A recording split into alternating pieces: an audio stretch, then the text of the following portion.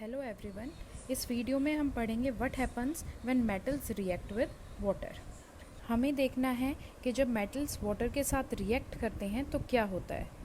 Activity 3.10 में हमें कुछ मेटल्स के सैंपल्स लेने हैं, जैसा हमने एक्टिविटी 3.9 में देखे थे, जैसे magnesium, aluminium, iron, copper, zinc etcetera. इनके छोटे छोटे पीसेस जो हैं हम वो सेपरेट बीकर्स में रख लेंगे और इन बीकर्स को हमने हाफ कोल्ड वाटर से फिल किया हुआ है। हमें ये देखना है कौन से मेटल्स कोल्ड वाटर के साथ रिएक्ट करेंगे। उसके बाद हम इंक्रीजिंग ऑर्डर, इनके रिएक्टिविटी के इंक्रीजिंग ऑर्डर में हम इन्हें अरेंज कर देंगे with cold water. Cold water के साथ हमें इसकी रिएक्टिविटी पहले देखनी है। हमें ये देखना है कि क्या कोई ऐसा मेटल है जो वाटर के कांटेक्ट में आते ही फायर कैच कर रहा है। क्या कोई ऐसा मेटल है जो कुछ देर बाद पानी पर फ्लोट करने लग जाता है।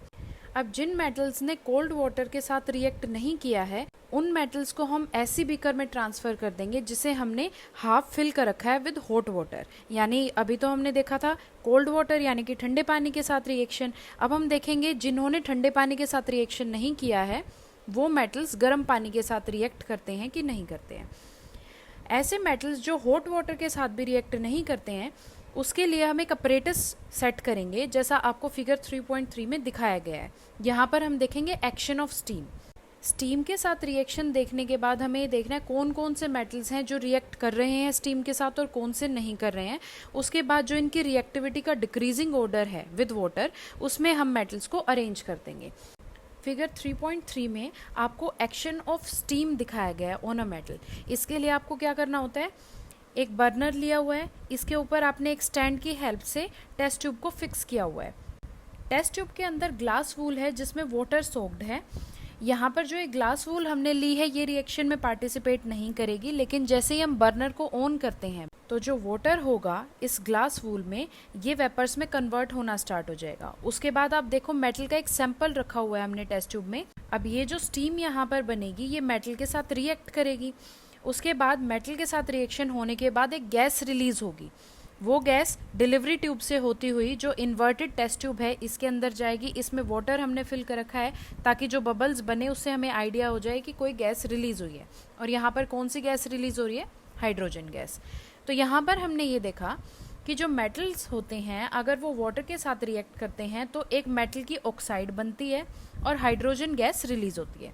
मेटल ऑक्साइड्स जो कि वाटर में सोल्यूबल होंगे।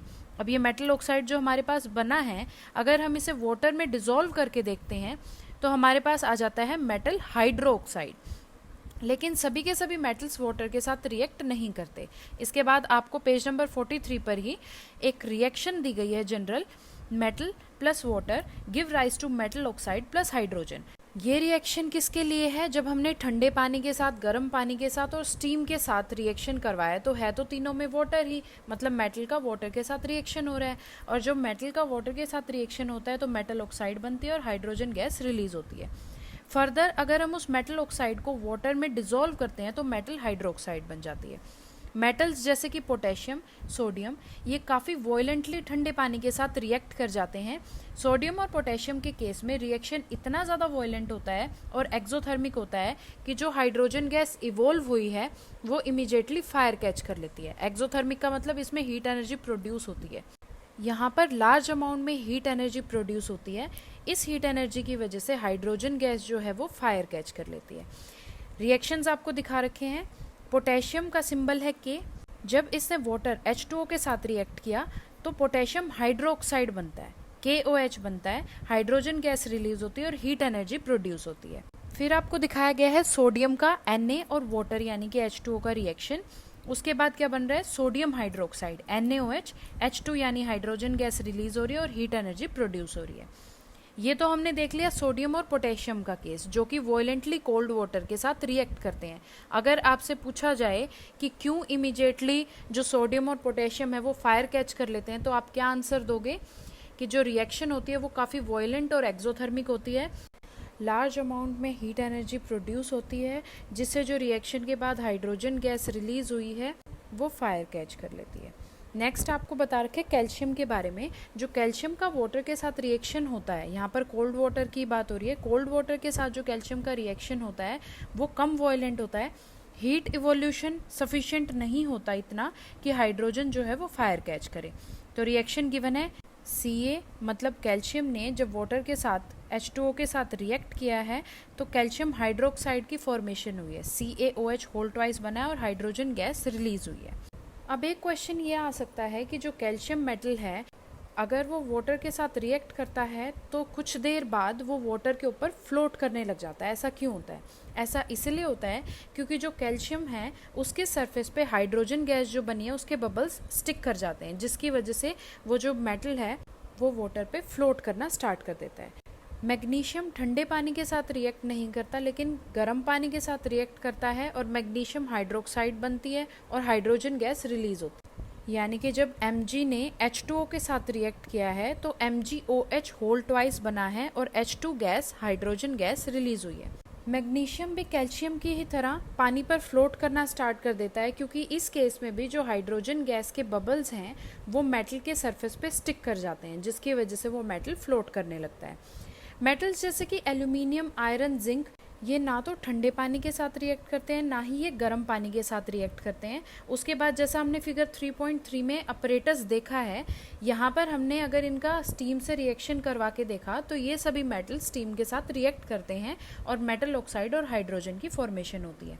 रिएक्शंस गिवन है एल्यूमिनियम और आयरन का। Al यानी कि एल्यूमिनियम जब H2O यानी कि वाटर के साथ रिएक्ट कर रहा है तो Al2O3 बन रहा है, यानी एल्यूमिनियम ऑक्साइड बन रहा है और हाइड्रोजन गैस रिलीज हो रही है। इसी तरह से जब आयरन रिएक्ट करता है वाटर के साथ तो आयरन ऑक्साइड Fe3O4 बनती है और हाइड्रोजन गैस रिलीज होती है। मेटल्स जैसे कि लेड, कॉपर, सिल्वर, गोल्ड ये पानी के साथ रिएक्ट ही नहीं करते, चाहे हम ठंडा पानी ले, चाहे गर्म पानी ले, चाहे स्टीम ले। अब ध्यान से आप देखो जितने भी यहाँ पर रिएक्शंस हैं, पोटेशियम, सोडियम और कैल्शियम के केस में लिखा हुआ है H2O के सामने लिक्विड, यानी कि हमने गर्म या ठंडा जो भी है वो पानी लिया है हमने। अगर मैग्नीशियम का आप करके देखते हो Mg+H2O तो उसमें भी लिक्विड लिखोगे। इसका क्या मतलब है, यहाँ पर हमने लिक्विड फॉर्म में लिया है वाटर, चाहे ठंडा हो चाहे गर्म हो। लेकिन जो हमने स्टीम के साथ रिएक्शन करवाया है वहाँ पर H2O की ब्रैकेट में गैस लिखा हुआ है, तो ये आपको ध्यान रखना है। कहीं पर अगर आप ये रिएक्शन लिखते हो, अगर स्टीम के साथ शो कर रहे हो तो वाटर की ब्रैकेट में आप गैस लिखोगे, ना कि लिक्विड। इसके बाद नेक्स्ट टॉपिक है what happens when metals react with acids. क्या होता है जब मेटल्स एसिड्स के साथ रिएक्ट करते हैं? हमने पहले भी पढ़ा हुआ है जो मेटल्स होते हैं जब वो एसिड्स के साथ रिएक्ट करते हैं तो एक सॉल्ट बनता है और हाइड्रोजन गैस रिलीज होती है। नेक्स्ट पेज पे आपको एक जनरल रिएक्शन दी गई है, metal plus dilute acid give rise to salt plus hydrogen. मतलब जब मेटल को हमने डाइल्यूट एसिड के साथ रिएक्ट करवाया है तो एक सॉल्ट बना है और हाइड्रोजन गैस रिलीज हुई है। फॉर एग्जांपल अगर हमने मैग्नीशियम लिया है, मैग्नीशियम को हमने HCl के साथ रिएक्ट करवाया, डाइल्यूट HCl के साथ, हाइड्रोक्लोरिक एसिड के साथ, उसके बाद मैग्नीशियम क्लोराइड MgCl2 बनता है और H2 रिलीज हो जाती है। हमें ये देखना है कि क्या सभी मेटल्स इसी मैनर में रिएक्ट करते हैं। एक्टिविटी की हेल्प से हम देखेंगे।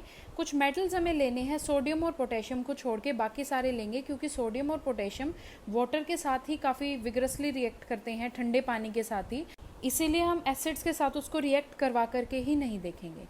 इसके बाद हम क्या करेंगे, जो हमने मेटल्स के सैंपल लिए हैं उन्हें सेपरेट टेस्ट ट्यूब में रख देंगे जिसमें हमने डाइल्यूट HCl लिया हुआ है, डाइल्यूट हाइड्रोक्लोरिक एसिड लिया हुआ है। उसके बाद लेबोरेटरी थर्मोमीटर को हम सस्पेंड कर देंगे टेस्ट ट्यूब्स में, और हमें ये ध्यान रखना है कि जो सिल्वर कलर का एक बल्ब सा होता है थर्मोमीटर के एक एंड पे, वो डाइल्यूट HCl में डिप्ड होना चाहिए। उसके बाद हमें ये देखना है rate of formation of bubbles क्या है, क्या सभी मेटल्स विगरसली रिएक्ट कर रहे हैं डाइल्यूट HCl के साथ, कौन से केस में हाईएस्ट टेम्परेचर आपने रिकॉर्ड किया है, और उसके बाद जो इनकी रिएक्टिविटी का डिक्रीजिंग ऑर्डर है उसमें आप इसे अरेंज कर दोगे कि कौन सा मेटल डाइल्यूट HCl के साथ विगरसली रिएक्ट कर गया, टेम्परेचर ज़्यादा आया, और किस मेटल ने रिएक्ट नहीं करा है या फिर स्लो रिएक्ट किया है। इसके बाद आप मैग्नीशियम, एल्यूमिनियम, जिंक और आयरन की जो रिएक्शन होगी डाइल्यूट एसिड्स के साथ वो मुझे लिख करके और सेंड करोगे व्हाट्सएप पे। मैग्नीशियम की मैंने बता दी, एल्यूमिनियम, जिंक और आयरन की डाइल्यूट HCl के साथ रिएक्शन आप लिख करके मुझे दिखाओगे। जब मेटल्स रिएक्ट करते हैं नाइट्रिक एसिड के साथ तो हाइड्रोजन गैस इवॉल्व नहीं होती। जो HNO3 है, नाइट्रिक एसिड है, वो एक स्ट्रॉन्ग ऑक्सीडाइजिंग एजेंट है। ऑक्सीडाइजिंग एजेंट का मतलब क्या है, जो खुद को तो रिड्यूस करता है और दूसरे को ऑक्सीडाइज करवा देता है। तो यहाँ पर क्या होगा, HNO3 जो है वो हाइड्रोजन गैस को, H2 गैस को ऑक्सीडाइज करवा देगा और वाटर की फॉर्मेशन हो जाएगी, वाटर प्रोड्यूस होगा और खुद को उसने रिड्यूस करवा दिया और नाइट्रोजन ऑक्साइड्स जैसे कि N2O, NO और NO2 बन जाते हैं। लेकिन मेटल्स जैसे कि मैग्नीशियम और मैग्नीज काफ़ी डाइल्यूट HNO3 के साथ रिएक्ट कर जाते हैं और हाइड्रोजन गैस इवॉल्व होती है। तो अगर क्वेश्चन आपसे पूछ लिया जाए कि कौन कौन से मेटल्स हैं जो डाइल्यूट, काफ़ी ज़्यादा डाइल्यूट HNO3 के साथ रिएक्ट करके हाइड्रोजन गैस रिलीज करते हैं, तो आप बता सकते हो मैग्नीज एंड मैग्नीशियम। अब आपने एक्टिविटी 3.11 में rate of formation of bubbles देखा है, फास्टेस्ट मिला हमें मैग्नीशियम के केस में। इसका मतलब ये जो रिएक्शन थी ये एक्सोथर्मिक थी, क्योंकि जब हमने टेम्परेचर नोट किया तो जो एसिड है, जब जैसे ही हमने उसमें मेटल को डिप किया है तो ओवरऑल टेम्परेचर जो है उस बीकर का या उस टेस्ट ट्यूब का जिसमें भी हमने लिया है वो टेम्परेचर राइज करता है। इसके बेसिस पे हम रिएक्टिविटी को डिक्रीजिंग ऑर्डर में अगर लिखते हैं तो हम कैसे लिखेंगे, मैग्नीशियम सबसे ज़्यादा रिएक्टिव है टुवर्ड्स डाइल्यूट HCl, उसके बाद aluminium, then zinc, then iron. Copper के केस में कोई बबल फॉर्मेशन नहीं होती और टेम्परेचर भी चेंज नहीं होता, इसका मतलब कॉपर जो है वो डाइल्यूट HCl के साथ भी रिएक्ट नहीं करता। इसके बाद डू यू नो में आपको एक्वा रेजिया के बारे में बताया गया है, जिसे रॉयल वाटर भी बोला जाता है। इसमें HCl और HNO3 इन दोनों एसिड्स को हम लेते हैं, इनका एक मिक्सचर बनाते हैं और इसे हम लेते हैं 3:1 में। मतलब अगर हमें एक्वा रेजिया बनाना है 100 ml तो हम 75 ml तो लेंगे HCl और 25 ml लेंगे नाइट्रिक एसिड यानी HNO3। तो क्या बन गया यहाँ पर 3:1, 75 + 25। एक्वा रेजिया में गोल्ड जैसे मेटल को भी हम डिज़ोल्व कर सकते हैं, लेकिन अगर हम अकेले HCl में गोल्ड को डिज़ोल्व करके देखें या फिर अकेले नाइट्रिक एसिड में गोल्ड को डिज़ोल्व करके देखें तो ये डिज़ोल्व नहीं होगा, लेकिन एक्वा रेजिया में गोल्ड डिज़ोल्व हो जाता है। एक्वा रेजिया हाईली कोरोसिव होता है और फ्यूमिंग लिक्विड है, इसमें से फ्यूम्स निकलते रहते हैं और ये उन कुछ रिएजेंट्स में से एक है जिसमें गोल्ड और प्लेटिनम को डिज़ोल्व किया जा सकता है।